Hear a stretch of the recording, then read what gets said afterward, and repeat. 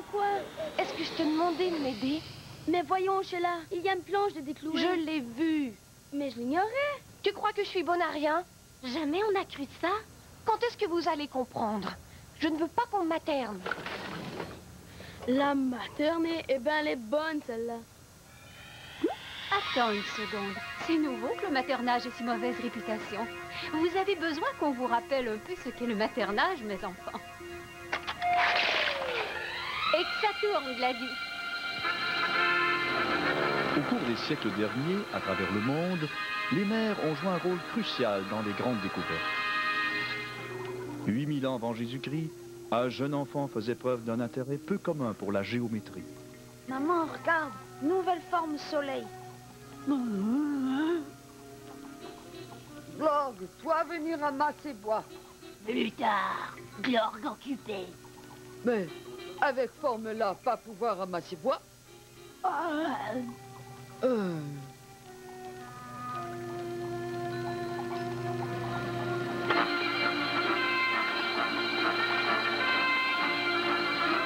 Au XVe siècle, en Italie, un petit garçon ose abandonner la sécurité de la terre ferme. Signora, comment pouvez-vous permettre à votre petit garçon de jouer dans un endroit aussi dangereux? Ne vous inquiétez pas, je le tiens vraiment à l'œil, vous savez. D'ailleurs, il est bon parfois de le laisser prendre quelques rires. Ah non.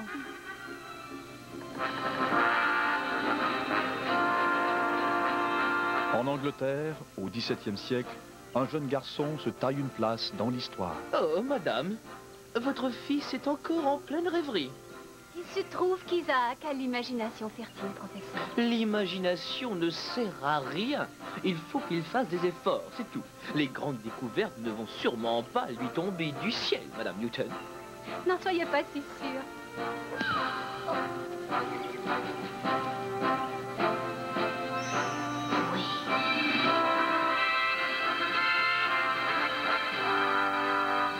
Au début du XXe siècle, une jeune fille de 13 ans avait soif d'aventure. Chérie, crois-tu que ce soit sage qu'Amelia joue avec tant d'exubérance? Mais les enfants apprennent beaucoup en jouant. Ah, mais c'est une fille. C'est à la poupée qu'elle devrait jouer, ou elle devrait apprendre à faire la cuisine. Ou faudrait qu'elle apprenne à avoir les pieds sur terre. Ça, vous pouvez toujours courir.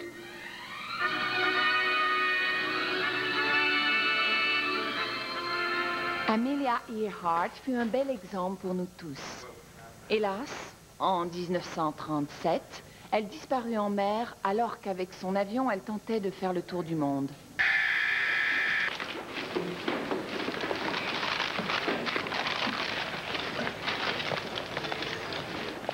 Tu as fini notre projet, Léa? Eh bien, non. Il faudrait qu'on en parle d'abord. Ce n'est pas nécessaire d'en parler. Fais-le, un fois c'est tout.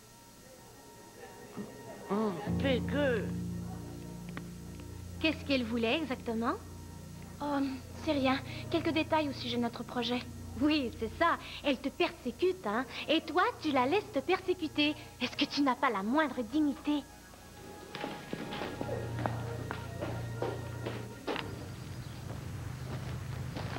Alors, est-ce que tes amis et toi, vous allez encore m'obliger à traverser la rue aujourd'hui? Non. Les autres sont là-dedans, n'est-ce pas? Comment? T'en fais pas. Votre secret ne risque rien avec moi. Vous êtes au courant pour le terrain? Quand j'avais votre âge, jeune demoiselle, ce terrain appartenait à mon groupe de copains. On avait l'habitude de s'y faufiler chaque fois qu'on le pouvait. Waouh! Est-ce que vous savez qu'on va bientôt y construire des condos? Oui, et c'est bien dommage, n'est-ce pas? Eh bien, qu'est-ce que tu attends? Vas-y et profites-en tant que tu le peux. Je n'en ai pas envie. J'en veux encore un peu à mes amis. Pourquoi? Ils essaient tout le temps de me protéger. Je vois ce que tu veux dire. Il y a des personnes qui font comme si j'étais totalement impotente. Moi aussi. Mais je sais m'arranger toute seule. Moi aussi. Je dois cependant admettre que quelquefois j'apprécie qu'on m'apporte une certaine aide, toute petite. Parfois, c'est vrai. Tu sais, je parie que tes amis ont une immense affection pour toi. C'est exact. Mais ils ne comprennent rien à mes sentiments. Et toi, est-ce que tu crois que tu comprends les leurs? Qu'est-ce que vous voulez dire? Les gens qui s'aiment vraiment cherchent ce qu'ils peuvent faire les uns pour les autres. Alors, tu as compris? Vous pensez que je risque de les froisser, dites-moi? C'est possible. De toute façon, c'est délicat, les sentiments. Mais les amis, en général, savent faire la part des choses. Je crois que vous avez raison. Vous m'accompagnez? Une autre fois, peut-être.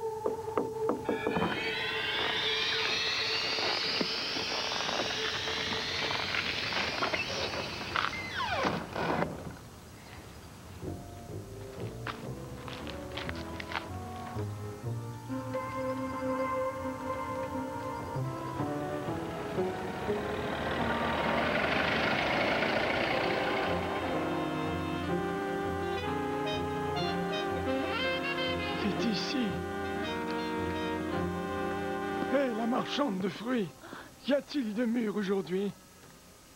Donc, Cannelloni, oui. Tenez, ces pêches-là sont mûres. Et leur prix est très raisonnable. Leur prix? Est-ce que cette fille a osé dire prix? C'est exact, patron. Elle a dit.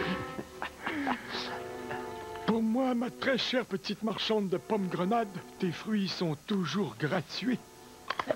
Mais... Oh. Savez-vous donc? Ouais. Voyons celle-ci et aussi une de celles-là. Donc Cannelloni pas ses tartes, non. Elles sont pour le maire. Pour le maire? C'est drôle, ça. Il y a quoi à mourir de rire, patron. Erreur, monsieur le pâtissier. Ces tartes sont pour moi. Mais qu'est-ce que je vais dire au maire? Qu'il mange des gâteaux.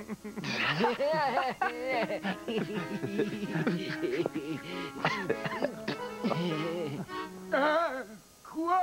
J'avais commandé ces tartes pour ma réception de ce soir. Vous devez mettre fin au trafic de Don Cannelloni. Oh, ça risque d'aller mal. Vous êtes le maire, c'est votre responsabilité. Non, il me faudrait quelqu'un qui soit assez brave pour oser affronter les parrains. Je m'en charge, monsieur le maire. Qui êtes-vous? Je suis Éléonore Ness. Il est temps de ramener cette ville à la raison, une fois pour toutes. Édition spéciale, sachez tout sur la guerre qu'Éléonore Ness entreprend contre le crime. Monsieur Cannelloni n'a plus qu'à faire son testament. Donne-moi ça.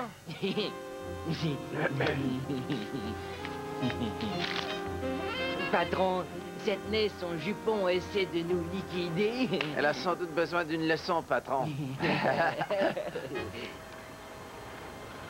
Ouais, on va lui apprendre ce que c'est que le respect. Je ne respecte jamais une nouille dans ton genre, Cannelloni.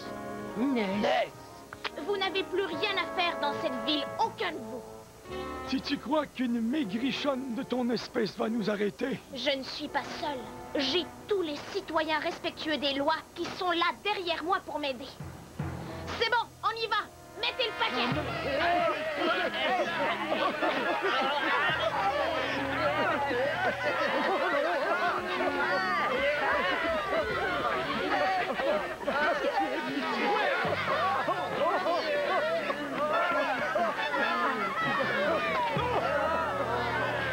Cannelloni, ça t'apprendra à pousser les gens à bout.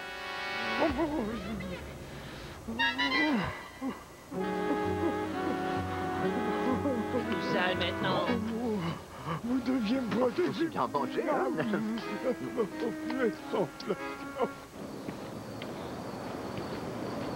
Lizzie, on va se partager le travail pour le projet. Ou alors je ne m'en occupe plus. Quoi? Encore de mauvaises notes? Tu ne sais rien faire correctement. Maman, c'est injuste. Ce n'est pas ma faute. Oh, ce n'est jamais ta faute. Comme si ce n'était pas assez que je t'élève toute seule. Me regarde-toi. Tu n'es bonne qu'à lire ces revues idiotes. Pas étonnant que tu aies de mauvaises notes, ma pauvre Lizzie. Je vais m'améliorer, maman. C'est promis. Allons donc, je le croirai quand je le verrai. Oh, merci de me faire confiance, maman. Merci beaucoup.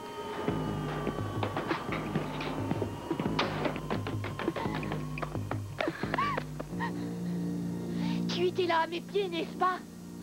Comment oses-tu? Oh!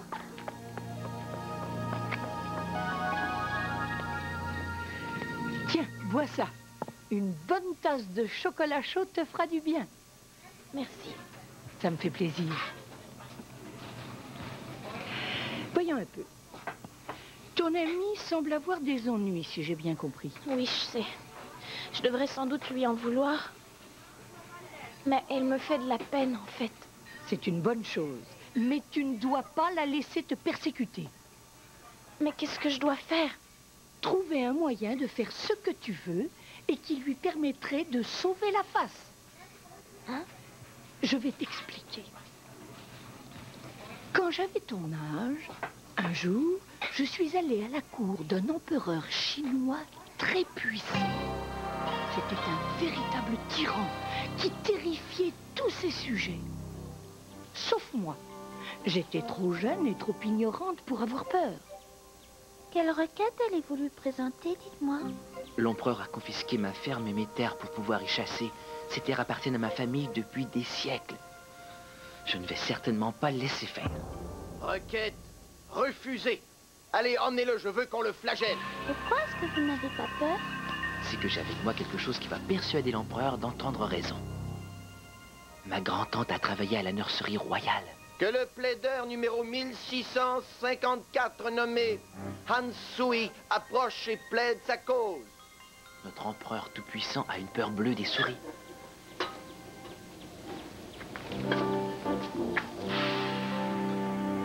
Grand dirigeant de notre empire, étoile du matin de notre galaxie, glorieux sauveur... Alors, tâche d'être bref. Très humblement, je vous demande que ma famille puisse garder notre ferme et les terres situées sur les rives de la rivière Yangtze, messire. Non, pas question, Han Sui. Dans cette boîte, un cadeau que seuls les yeux de l'empereur peuvent voir. Puis-je approcher du trône?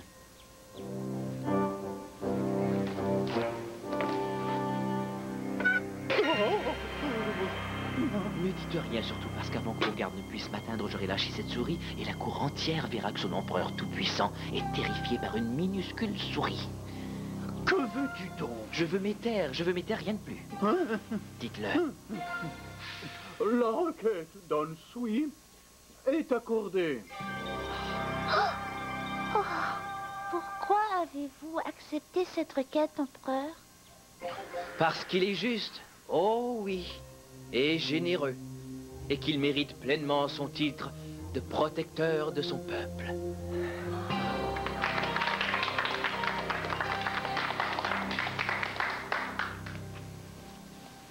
Pourquoi ne pas avoir dit à tout le monde que c'était un lâche alors que vous en aviez l'occasion?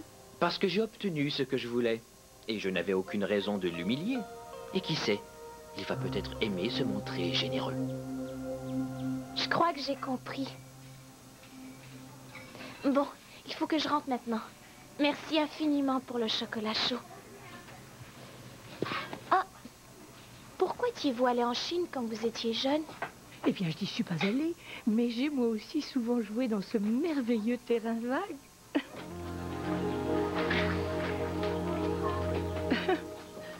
Oui, ça ira comme ça. Très bien. Si jamais je t'entends raconter des histoires sur ma mère, tu le regretteras.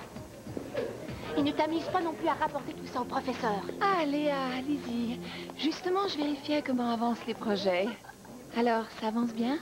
Eh bien, vous savez, au début, on a eu quelques difficultés. Cela a été difficile de trouver une manière de rendre toutes ces vieilles histoires, comment dire, pertinentes. Mais nous avons découvert que les Égyptiens traitaient leurs pharaons comme des idoles. Et c'est ainsi qu'on traite aujourd'hui les stars et les chanteurs populaires.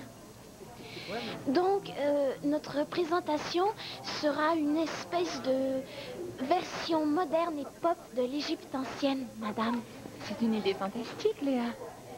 Eh bien, c'est Lizzie qui a trouvé cette idée la première. Elle s'est chargée de la recherche sur les idoles populaires. Excellent, Lizzie. Pourquoi est-ce que tu as fait ça? Eh ben, tu ne crois pas que c'est une bonne idée? Je crois, oui.